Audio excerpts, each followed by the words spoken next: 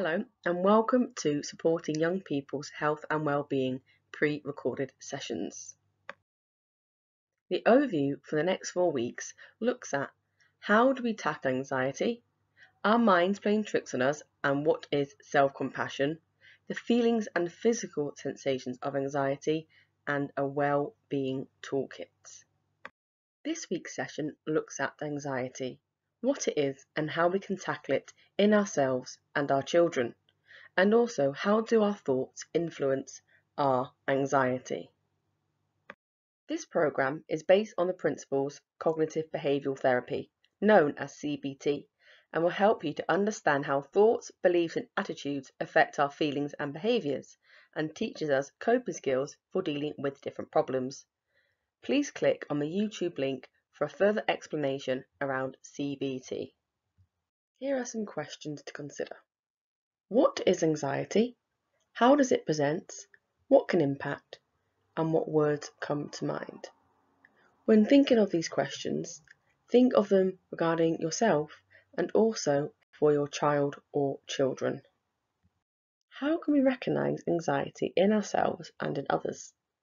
Physical and behavioural sensations such as stomach issues, headaches and avoidance may be some of the ways in which anxiety presents itself for us. From the examples, are there any you identify with or any others that aren't listed? There are also things that can worsen our anxiety, such as caffeine, too much social media, and irregular sleep. Again, from the examples, are there any listed here that you identify with or any other additional things that make your anxiety worse? This is a 5-factor model and focuses on 5 different areas: the situation, the thoughts, the behaviours, the bodily sensations, and the emotions. And as you can see from this diagram, they all interlink with one another. Over the next 2 slides, we'll be looking at 2 5-factor models, one for a learning at home parent and one for a learning at home child, and what does this look like for each of them. As you can see, our thoughts, emotions, bodily sensations and behaviours all interlink with one another. However, if you could even try reducing one aspect or altering one of these aspects within the 5-factor model slightly, and were able to control one of the factors such as thoughts, the behaviour, the bodily sensations or the emotions, then all the other aspects become less intense.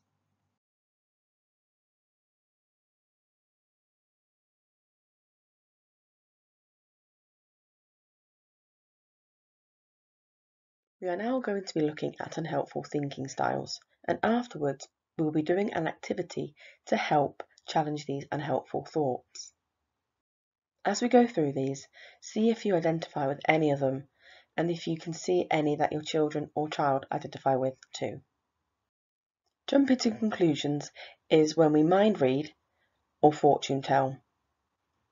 Emotional reasoning is when we assume that because we feel a certain way, that it must be true. Labelling is looking at assigning labels to ourselves or others, such as I'm a loser and he is such an idiot. Magnification is another unhelpful thinking style and looks at catastrophizing, so blowing things out of proportions or imagining and believing that the worst possible thing will happen, and minimization, so something is less than it seems. Using critical words such as shoulds and musts can make us feel guilty and like we have already failed. For example, I must help all the children with their homework, and I must send this email, and I must do all the housework by tonight. If we use these words, this can put more pressure on ourselves and make us feel frustrated further. Personalization is when we blame ourselves or take responsibility for something that wasn't completely our fault, or blaming other people for something that was your fault. We then have all or nothing thinking, and sometimes it's called black and white thinking. Examples may include, if I am not perfect, then I have failed, or either I do it right or not at all. Again, phrases such as this can put further pressure on us and make us feel guilty and anxious in the long run. Mental filter is when we pay attention to certain types of evidence. For example, we notice our failures rather than our successes. And overgeneralizing is when we see a pattern based upon a single event or being overly broad in the conclusion we draw. For example, everything is always rubbish. So here is an overview of the unhelpful thinking styles we discussed. Did you manage to identify with any of them?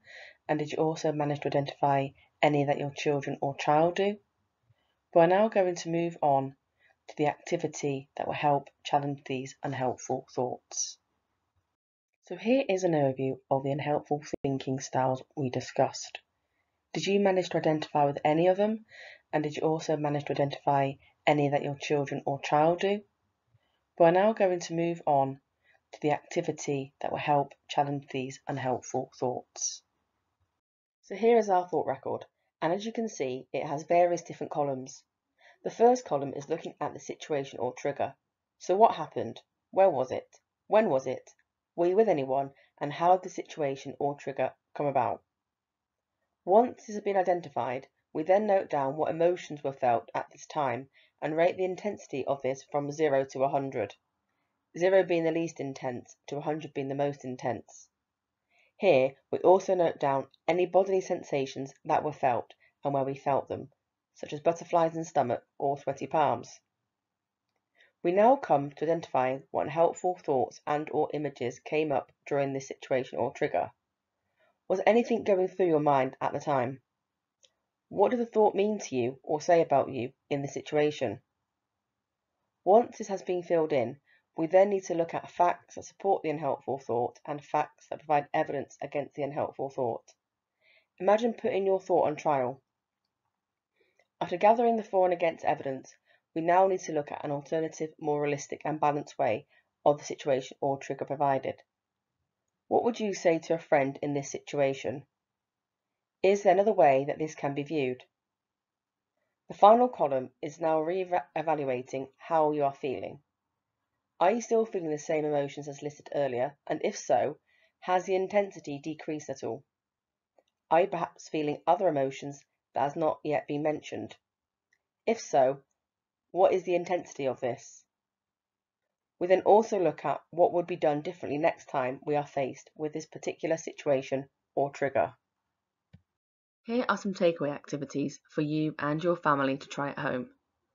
This is important to help understand and manage anxieties and unhelpful thoughts that arise, and in turn change the negative thinking and feelings we have into an alternative, more positive thought. This will also help to reduce or change how we are feeling.